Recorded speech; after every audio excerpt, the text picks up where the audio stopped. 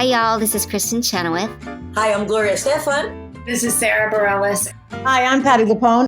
This is Lin-Manuel Miranda. You're listening to the Broadway Podcast Network. The show to the history mix, switching up the flow as we add the prefix.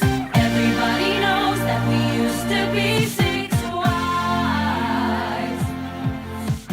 Welcome to the Theater Podcast, intimate personal conversations with theater's biggest names. I'm your host, Alan Seals, and this is the final episode of May, which means it is the end of our Quarren Queen takeover. This episode is with Courtney Monsma from the Australian cast. She plays Katherine Howard down there. If you want to catch the video version of this episode, you can find it online at ttp.fm/Patreon. That's Patreon. But before we get into everything, I want to just take a moment and give a special shout out to Parody Bill, who did the graphic treatment for this month's takeover.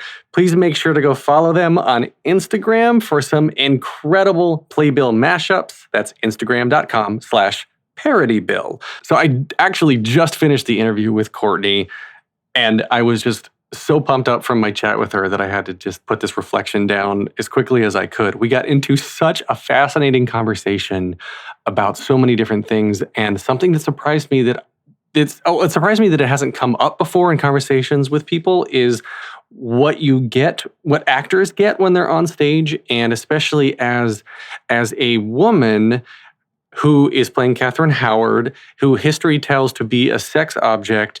It comes with expectations. And we uncovered through a bit of conversation that it's all a lot about safety. She gets this confidence and she gets this feeling of safety being up on stage, being able to be sexy, being able to be talented, being able to be stared at by thousands of people, but it's safe. And it just makes her feel good.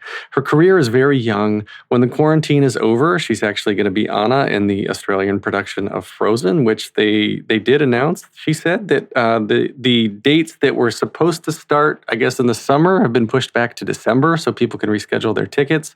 That's still going to happen. She's in love with New York. I just have a feeling that even in Australia and in New York, we're going to be seeing a lot more from her in the coming years. So keep your ears open, keep your eyes open for Courtney Monsma. Before we get into this, as always, please leave a rating, leave a review wherever you are. Follow me online on Instagram and Twitter. You can visit me on Facebook at facebook.com/officialtheaterpodcast. And now everybody, please enjoy this episode with Courtney Monsma.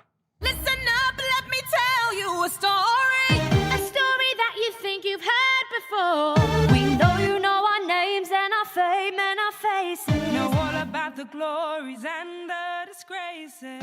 My guest today comes to us once again from down under, a graduate of Queensland Conservatorium, Griffith University. She is a relative newcomer to the professional stage, but holds some amazing credits, such as the Australian tour of Mamma Mia, as well as the Australasian tour of Disney's Aladdin, now starring as Katherine Howard in the Australian production of Six. Courtney Monsma, welcome to the Theater Podcast. Thank you so much for having me. Oh, no problem at all. You were saying you live out in way out in Queensland. Yes, I do. So my connection's pretty horrible. Yes, I live in the outback almost of Australia, but it's nice, different from the theatre scene. It's nice to get away at home. I've been to Sydney and Cairns, which is spelled Carnes. Uh-huh.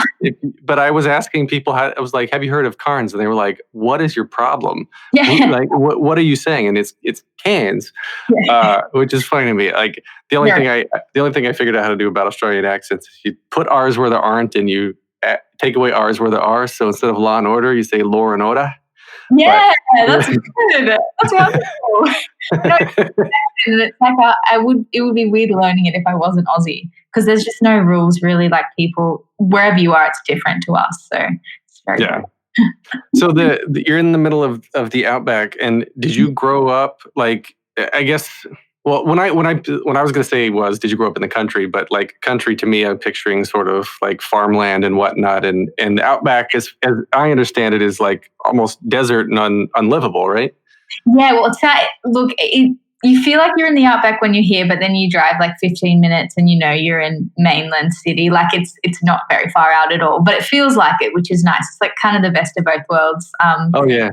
So I grew up here. I was born in Adelaide and then moved to Queensland when I was quite young. But yeah, it's good. There's a really nice little theatre scene here, like lots of community theatre, and definitely helped me growing up to want to do this for a career.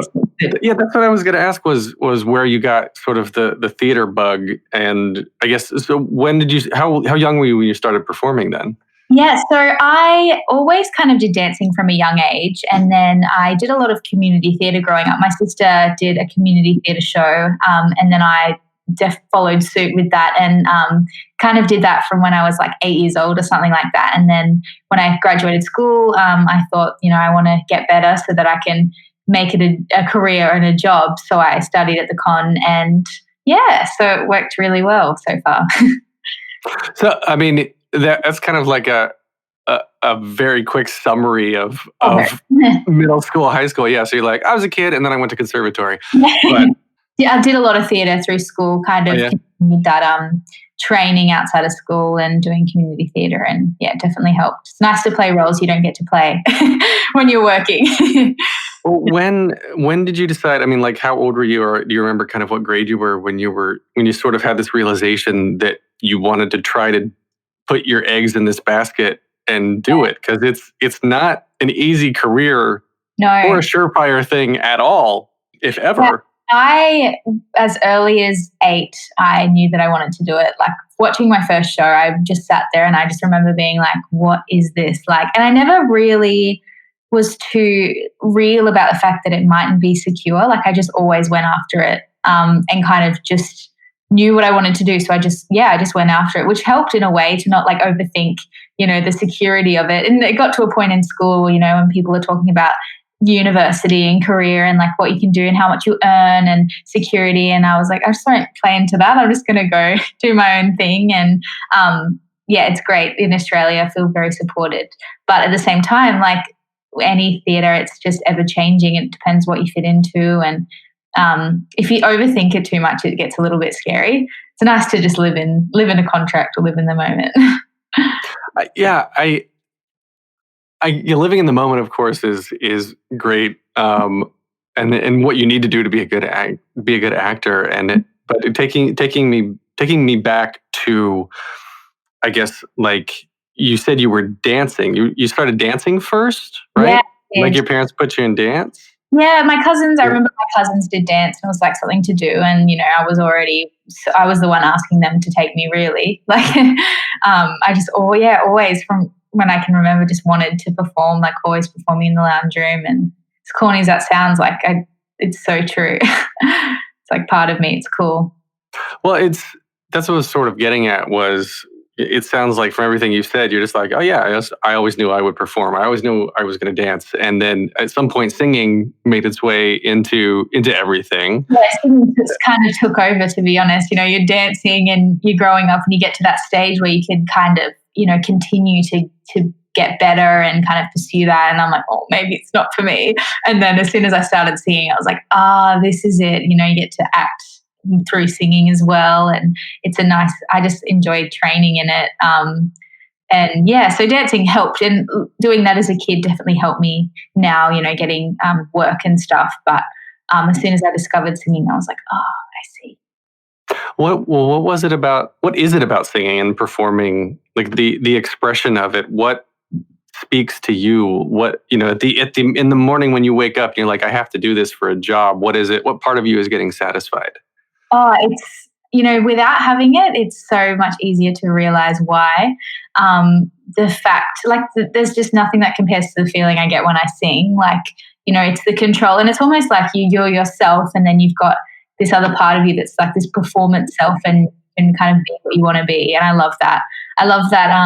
It's something you can always improve on. Like, it's such a good thing to learn, and you never kind of stop. Like, even I thought, I get a job and that's it, like I'm done. It's like, no, I'm still working on making it more versatile, or like making it right for the job I'm doing, or getting through a week without like not having a voice. So, and just to like, have a voice really. And doing 6, which was kind of like the first time in my professional career that I kind of had my own voice to tell the story, that's when I realized like how powerful it was and how important it was to do that. When you're singing in a group, you know, it's important, but until you like have your own mic and people are responding to what you're saying, it's like quite surreal. So I miss that so much. Yeah, and it's not even like it's a personal thing, it's like a character thing. It's so hard to explain. Well, let's try. I want to dig into that because it's like what I love to talk about and help people uncover is sort of like the psyche behind, you know, what drives you. And a lot of people that I've asked this to, they're like, oh, I never really thought about it, but you know, they're drawn to performing, they're called to it, and to have a calling is almost like a spiritual thing if you want to sort of like go that route. And I think behind spirituality is a lot, you know, I'm very like neuroscientific and I like to read about brain chemistry and all sorts of nerdy things like that, right? So I'm like behind all of the spirituality and the callings and you know, when you click with somebody, it's pheromones, and when you're staring someone in the eye, it's oxytocin releases, and like, so your calling, when I don't know if even I have the words to kind of describe this, but to me, like a calling, you know, you're being drawn to something. It's you're being validated, you're being satisfied. Your brain, your body, and you know, for your soul, right, needs this for some reason. Yeah, it's so hard to describe. And in this kind of, you know, I'm leading towards what you get out of Six, the show specifically, because this is a show that it's made to empower everybody on stage. It's a show about women with no care for like demographics. It's colorblind casting, and nobody is up on stage to tear each other down. It's only to build each other up. Yeah, and as a performer, like in that environment, it was so incredible. Like the women, obviously, you've been speaking to some of them, and they're just incredible. But you know, you'd admire them from afar when they were doing different jobs, and now that you're in the same room, and you like, it's almost like the show in real life, because it's just nothing but support and just, you know, seeing the best in absolutely everyone, and like it feeling like a team, even though, you know, you're up there for 10 minutes singing your own song. It doesn't even feel like that. It's like a machine. It's so strange. And you know, there's a journey of the show. You obviously know the show, and the end is quite satisfying. But like every single night when that moment would come for a different reason, it could be the fact that, you know, you got through the show. Sometimes it would be. And there's just nothing like, you know, just locking eyes with those girls on stage and just realizing like you've created something magical that, you know, that's the calling and that's the satisfaction that you can't necessarily get. And that's why we kind of crave what we do. And it's almost like helping people, like people as you know, counselors or helpers, and that's their calling, is to kind of help and heal people. And I feel like theatre is like escapism in a way. And also personally, it's escapism. You know, it's like going on and putting a higher version of yourself, and being in that is so empowering. It's almost like, yeah, dangerous if you live it all the time, but it's nice, and yeah, it's good. What do you? Well, so many things you said that I want to talk about.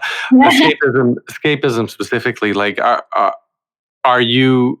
What do you? Are you? Do you have something that you're trying to escape, or like general sort of life stresses? You know, a lot of people are like I have, you know, I have anxiety, I have depression, I have you know, all these issues, and like I get up on stage and all of that melts away. Yeah, and it's so interesting. And yes, I deal with all of that, especially with performing and just general life. Like I feel like I live a heightened life. So, and naturally I'm such a heightened person. Like I feel things not on a 0, but I feel them always on 100. Like I'm just extreme in how I feel. Like I really care, or I'm really sad, or I'm really anxious. It's like all the extremes. So especially with like Howard in Six, you know, seeing her from a distance before the audition, I was like, oh no, I can't do that. Like her confidence and her beauty in herself. And, you know, that's something that most people struggle with, and I struggle with that. But then, you know, you step onto the stage in this character and all of that's like gone. Like it's crazy. Like I'm standing here tall in the costume and feeling like that powerful self, that if I was to be 100%, like have 100% belief in myself and the way I present myself, that's what it would feel like. Mhm. And I learned a lot from that personally. I think while I was doing that show, and also intense in that it was like recognizing why it was hard to feel that in the first place, why it was hard to get into that character. And a lot of it was personal. Yeah. A lot of that in our rehearsal, which I thought was interesting. It's like we were kind of cast because we had similar essences, and we were told that from these girls. But it was like, why do I like hold myself back from being that? Really interesting. Yeah. That's interesting that the casting directors saw this in you when you didn't even see it in yourself. Isn't it? Yeah, definitely.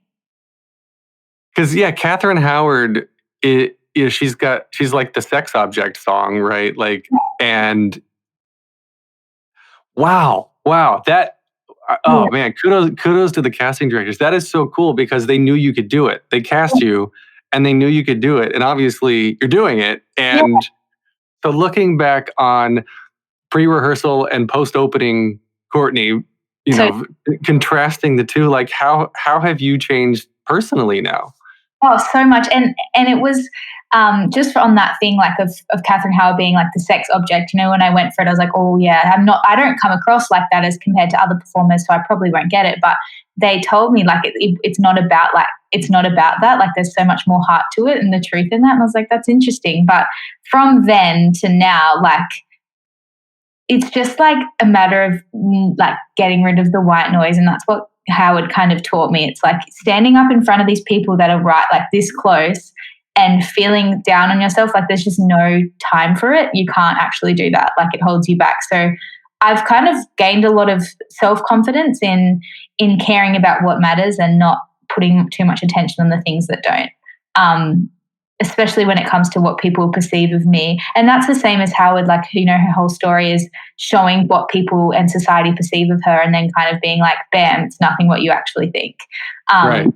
Which is what I like think as well, it's as a performer and you're always putting on this best version of yourself and not many people know you for who you are and you can be perceived as different. And it's like that doesn't, if they think that, whatever, as long as you know your own truth. And I think we all kind of discovered that and we all really bonded over that. And now I get to see these like women as totally different, like, because I know them personally in that way. So yeah, it's like a therapy show or something. I don't know. Right. Oh, totally. And I can totally see that because like the song, it's like all you want to do is this, but I'm really like this. That's what you think of me is not who I am. I'm smart and I have things to tell you and all this stuff. Like I totally understand how if you've been pigeonholed your whole life for being assumed to be a certain way, and then all of a sudden people meet you and they say, "Oh yeah, like she's not what I thought." Yeah, of course it does. Like, and I've started to recognize this probably all too late in my life that like being a cis white male presenting male, whatever the term is. I'm sorry. It comes with privilege that I didn't realize for a very, very long time. Definitely. Yeah, it's opened my eyes to so many things with discrimination and just like equality and just like not undermining your simple values about like being intelligent and having an opinion and not being afraid of that. And it's amazing. But the privilege thing, 100%. It's like the more you realize, you're like, oh right, okay, things are so easy that I have taken for granted, or just because of the way I am. So, yeah.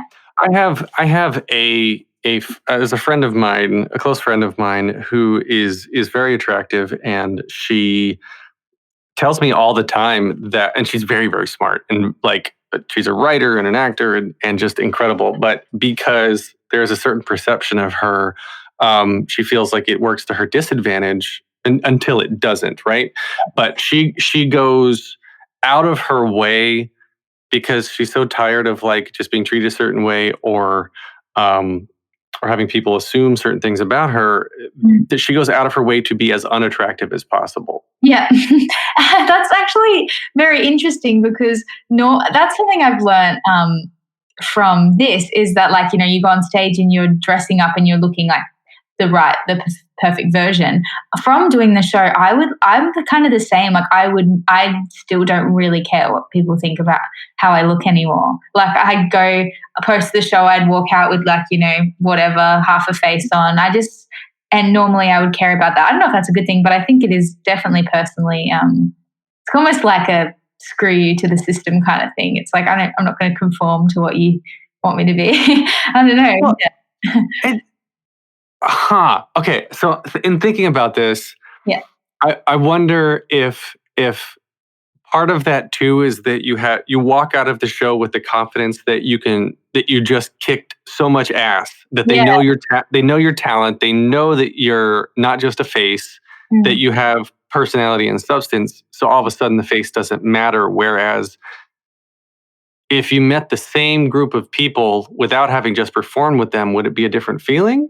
It definitely would. So drawing from that feeling post-show, it's like, why do we not feel like that all the time? Because all of those powers are within us all the time. It's like, but it is like this sense of proving to people we can do things, then the reward is us being ourselves and relaxed. So that's very interesting. That made me realize that, because, I'm not doing that now. I'm not doing the show and I'm still don't really care. But there'll be times where I want to impress people and care so much about that. And it's like, you're always constantly trying to prove yourself. And once you've proven yourself, you're like, oh, cool. But it shouldn't, I don't know. Well, that's what I was going to get to is now, you've got 6 under your belt, which hopefully, scheduling wise, who knows what's going to happen with the quarantine, right? But there was for 2 further stops of the tour that I think, do you know if they're going to happen yet? Have you received any word? No word. It's kind of all just dependent on our government. Like, it's hard to say something's going to happen for then the cost of rescheduling, etc. So it's kind of all up in the air. I do trust that the 6, like it has anyway, has had such an impact on the industry and the audiences, and it's such a well-loved show here, and so many people haven't seen it yet. So I do trust that it's definitely going to get back on its feet, I think. Oh, totally. And I think, once it opens on Broadway, because like the day that COVID shut down New York is when they were supposed to have their opening night here on Broadway. I was so like, actually the day before I was like, I cannot believe I'm going to an opening night on Broadway. And then I guess when it didn't happen, I was like not so shocked because I didn't think I was going anyway. So it just felt too surreal. But that would have, I wish to see it on Broadway. I want to see that cast so badly. You get to see it. You're in New York, aren't you? Yes, I'm in Brooklyn. Oh, wow. So you can see it when it gets all I saw the final preview. I was there the Wednesday night. We would have been in the exact same place. That's crazy. You were there too? I wasn't at the show, but I would have been watching another show. That place, like going there, I want to be there all the time. It's just like a playground for theatre. It's incredible. There's so much here. Yeah, I saw it. I saw the final preview, and then that Thursday when it shut down, that was supposed to be their opening, and I was happy I got to see it, but was so devastated for these girls. Like most of the cast was about to make their Broadway debuts. Yeah. And then just, I've talked to a lot of them too, and they're just patiently waiting for it to all come back. There's no word that it's canceled. But I read too that in June you're supposed to start as Anna in the Australian tour of Frozen. Sure am, yeah. So I was supposed to start rehearsals, I think, a few days ago, actually, which is crazy. I'm not ready yet, so I'm glad it's not on. But it's been postponed to open supposedly in December, hopefully. So. Oh, really? Yeah. So we've actually got new theatre dates, and people can reschedule their tickets. So having that sense of hope and time frame has been really helpful for me at the moment. And I know it's a very lucky position to be in. So that's going to be a big challenge, and I'm so excited for that. To have that, I brought that up because you were talking about, having to prove yourself. So like with 6, you have proved yourself, and obviously the team, I'm sure it was a lot of the same team from the Aladdin tour. Yeah. that probably came back and saw your talent and saw and saw everything and was like, okay, let's give her a shot. And is there a different sense of like sort of pressure or a different focus that you have going into now Frozen being versus Six? Because Six is an ensemble show. Definitely. And Frozen's a little bit different.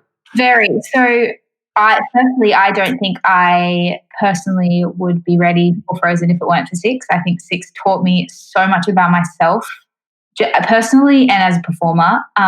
Like as for maintaining my performance over the week, like just simple things like that. Just, the confidence that it's given me. So there is a pressure, and I'm trying to prepare myself as best I can, like with my mental health for that as well, because like, I think I'm, by the kids, like probably the youngest in the cast as well. Not that makes a difference, but there is that pressure of still proving myself because it's a cast of amazing performers that I've grown up watching. So, I think that from the difference from Aladdin to now working with the same company is that, I have a better sense of self. I know how to kind of tackle my challenges better. I think I have a better or more mature head on my shoulders as well when it comes to creating a character and I think the maintenance is the biggest thing that's hard to prepare for. It's getting through. It's not about the first day of rehearsals. It's about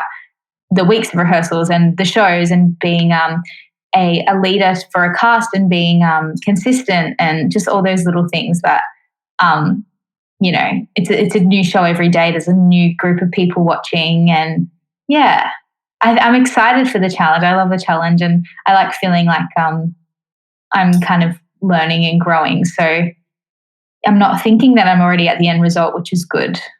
But it's also like a hard balance of being 100% ready, but also being open for whatever they want as well, because it's hard to create something that, it's about the collaboration with the team and everything as well.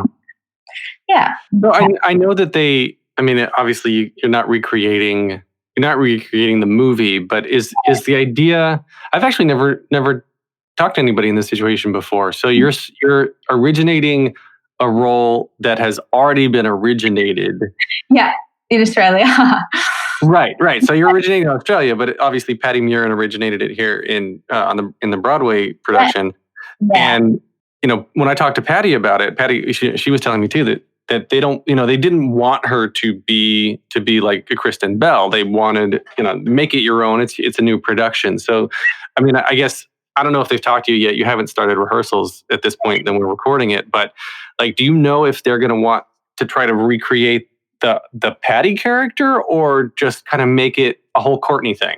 I think a Courtney thing. I actually caught up with Patty when I was in New York. I reached out to her and totally fangirled because we got to have a little coffee together, and she gave me a lot of tips on the process and just the challenges and the rewards that come from it. But as for myself, like through the audition process, the first thing, and I think the reason that I was so successful is that they were just like telling us so much that like, do not be a character, be yourself, because the essence of you is what we want in this character, because that's the first thing for people to go, ooh, especially when you're recreating something. So I'm very aware that I have to find find my own truth in everything. And naturally my instincts and myself as a person is kind of a reason I would have got the role anyway. So it's trusting yourself and what you are, which is harder than putting on a character, I think. Was it like that for Six too? Because Six has multiple incarnations now. Yeah, it's definitely very similar, and that's something that I loved about Six, because you see the original cast and they're just like iconic, OG, incredible. I watch their videos online because I'm obsessed with them. So it's stepping into those shoes, but throughout the process, it was like, do not do anything that's not authentic to you. You've got your history facts, you've got your intentions of what we want to be perceived as for Howard especially, but you need to be you because that's the reason you got cast. And I'm finding that a lot lately. It's like you think when you're studying that you need to be this type and you need to be this type, but it's actually finding the type that you are and working with the material you're given, or like finding the truth in that. So Six was that, if I made a offer that wasn't me, they would say, you wouldn't do that, don't do that. And I'd be like, true, I wouldn't do that. What would I do?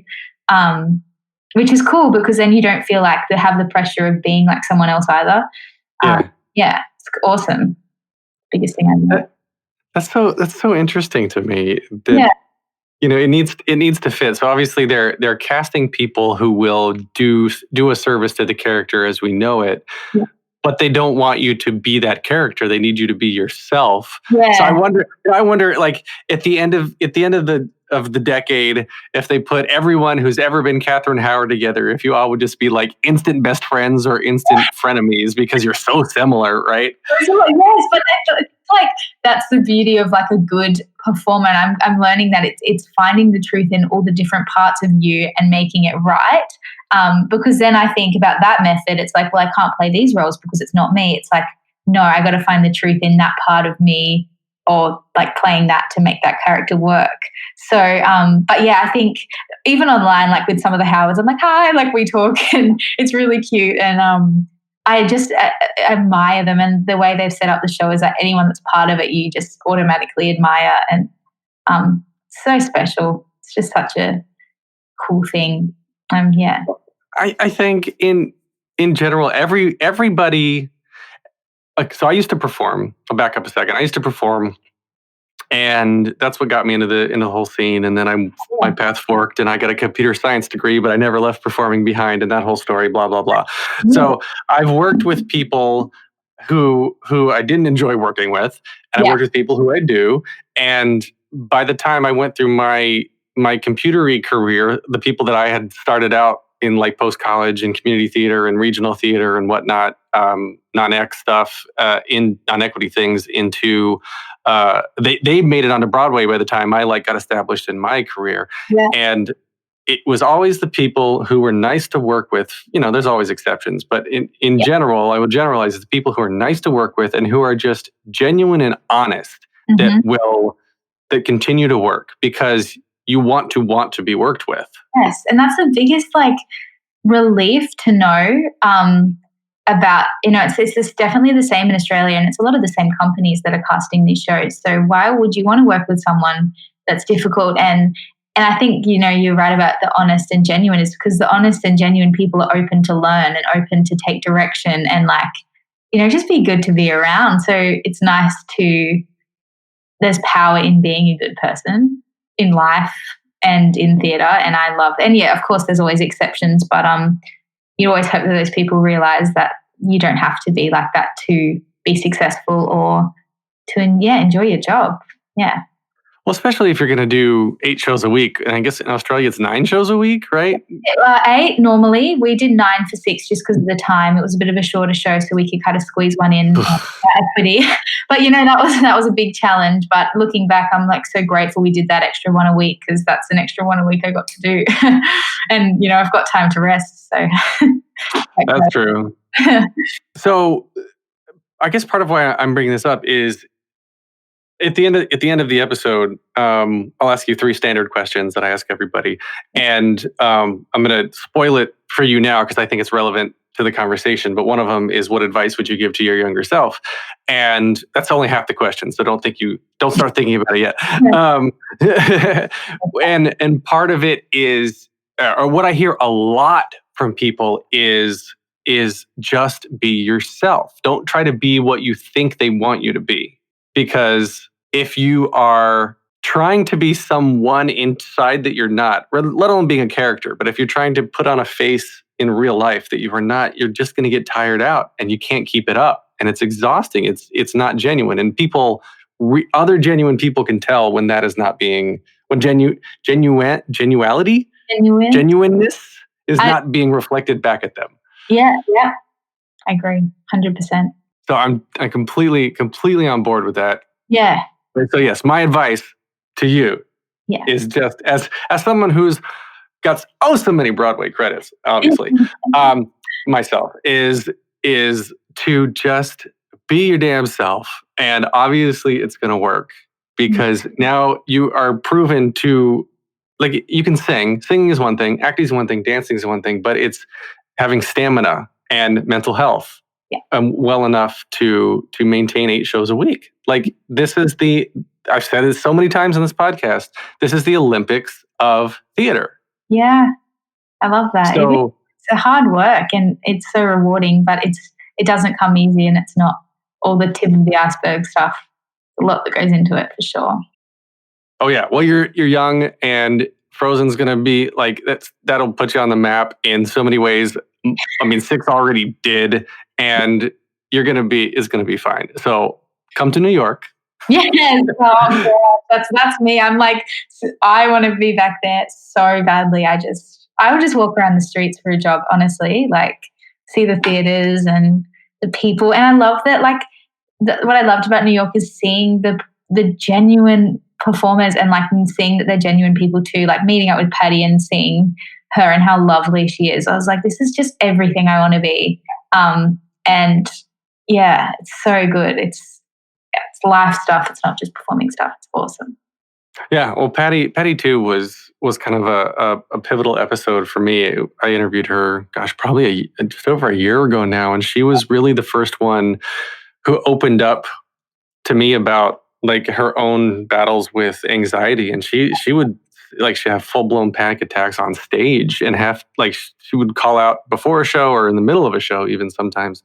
Yeah. And it's definitely a fear, because I'm the same. I struggle with that, and it's that, like, you know, lack of control there. But I love that she's so open about that. It makes me feel, and makes probably a lot of people feel, so much more comforted in that, like, it's okay, and it's awesome. Well, you need to talk about it. I mean, because look at the root of performing. You're standing on stage in front of a group of complete strangers for the most part, seeking validation for what reason? Yeah. Right. Like, but so that's the deeper message that I'm always looking for. And I look at it in myself too. I'm like, why do I need that validation? Why do I not feel good enough? Why, where did this need to have strangers put me in a place where I feel good about myself? Where did that come from? Yeah. Because some people they can just go off and never talk to people, and they're totally happy, and good for them. And I don't get that. I do not get that. I'm the same. It's like this. I think it's a superpower in a way, and also a bad thing for personally. But it's like that ability to care. I feel like a lot of performers I meet just care so much, and they care about people. They're passionate, and passionate can turn into, it's that seeking of validation and that fulfillment that you get from that. Like a reward system in a way, and it's like working hard and getting a reward, and not having that at the end. It's like, what? It's scary. So yeah. Well, I wonder, okay, going back to the neuroscience, chemically, if like our brains are just hardwired for whatever reason, genetics, our parents, whatever that comes from, we produce a little bit less of one chemical or a little bit more of another. So when we are like, we need extra hugs, or we need extra validation, or we like the vibration and the movement and the passion you bring from singing, when all that moves through your body, it helps kick those extra chemicals up a notch. So like that translates into emotion, which wow. I mean, like, again, someone could be like, well, that's just spirituality. That's just being, that could be religion. Mm-hmm. But like, I don't know. I love to dissect and to zoom in and zoom in and zoom in until I understand the most basic structure of what's going on, while at the same time, being in the moment, you got to back up and just accept everything for what it is at that time. So it's this weird dichotomy that I'm always bouncing between, and where my mind is quiet is on stage. Yes. I love that. That puts words to the feeling, doesn't it? It's like, and then that's the scary time, is when that brain or your mind does come into play, and that's when something else chemically or anxiety or something takes over. And it's so strange that like it takes that, and in such an extreme circumstance of, like you said, thousands of people watching you, judging you, whatever, that's the moment where you're in your element and you're like grounded and nervous and like excited. It's just like, it's like chemical. I don't know. I find it so interesting. I'm the same. And I feel like some people are born with that, like, want to do that. And maybe it is a want for those chemicals to be it's a heightened feeling. Maybe it's like, I don't know. It's safe. It's safe. That's because, and I think too, especially for women, perhaps, and please correct me if I'm putting words in your mouth or wrong here, that it's women, we're trained by society in all cultures to be attractive, to want to, I guess it's kind of it's hardwired in our DNA because we've evolved from creatures who just want to reproduce to survive. So we want to be wanted, we want to be attractive. Yeah. And there is a safety in being able to stand on stage with a metaphorical wall, the fourth wall, right, between you and these thousands of people. And all of these people are looking at you. And especially in a show like Six, where like you specifically are the sex object of the six of them. Mm-hmm. No one, so you're up there, and because of the costumes and the lighting and the makeup and the song and the blah, blah, blah, like you have no doubt that you are attractive in that moment, right? Yeah. And that is empowering. And all those thousands of people watching you were like, she's attractive. And you believe that. And that feels damn good. Yeah. And but they can't touch you, and they can't talk to you. Yeah. And they can't make you feel creepy. And it's not uncomfortable. Make you feel safe. So you feel safe. So you're getting everything. You're getting everything. You're getting your validation. You're feeling attractive. Yeah. And you're completely safe.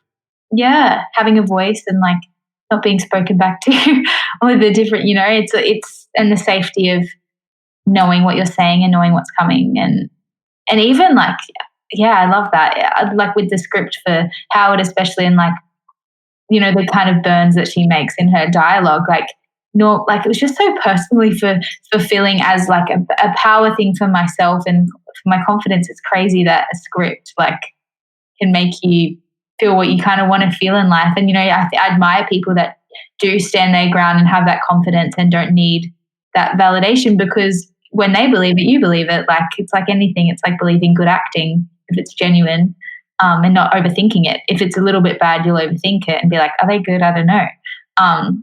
Art versus life. Yeah. I like that safety thing though. It's like good to remember when you're feeling scared or out of control. It's like, this is the most in control thing that there is, and it is safe. What are the, it's not like life, the uncertainty, you know what you're going to do for the next 2 hours, and who you're going to be around and what you'll say and what you'll feel. And I remind myself that when I'm side stage terrified about time going on for Anna. Gosh, goodness, behind that door I'll be like, oh. Just remember me, and remember you are safe. I'm not even lying. It's cool. I'll tell you about it once. All right. Please do. Okay, so let's wrap up here with the 3 closing questions that I ask everybody. So the first one, very simply, is what motivates you? What motivates me? It's like a simple question, but I'm finding it hard to answer. A lot of people do, yeah. Yeah. It motivates me to help people. Performing helps, if that's personal, if that's helping others. Like, it motivates me to have control to make a change. I like that. I like that a lot. Okay, so here's the full second question. So what advice would you give to your younger self and younger people listening now, starting out down a similar path? Mm-hmm. Like we kind of touched on earlier, that like don't ever underestimate the simplicity of just being yourself, and how important that is personally and for a career, and just for your own sanity. Another thing that we kind of touched on as well, my younger self before this kind of journey, I would have told myself to really brush up on the things I'm feeling mentally and speaking about them and doing things to get better, like learning to be mindful and maybe speaking to a therapist or something, because you don't know until it's kind of overwhelmingly too late with things. So that 100% I would tell my younger self that. Okay. So the final question is, if you could only see one show for the rest of your life, but you can see it as many times as you want, what would you see?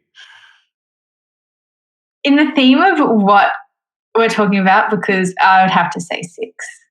It's just like fulfilling, variety, good amount of time. Yeah, love it. on Broadway and watch everything, if that's an option. Okay.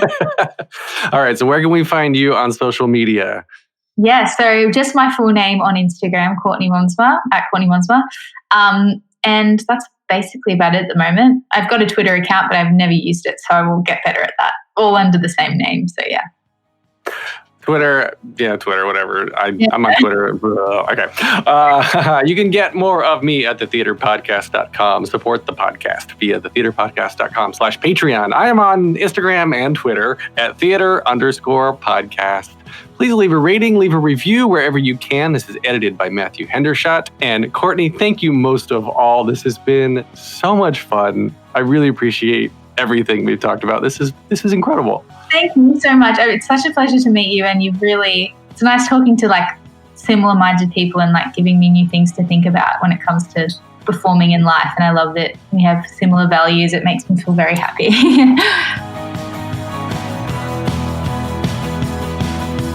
Take a deep breath, make the world a little colorful.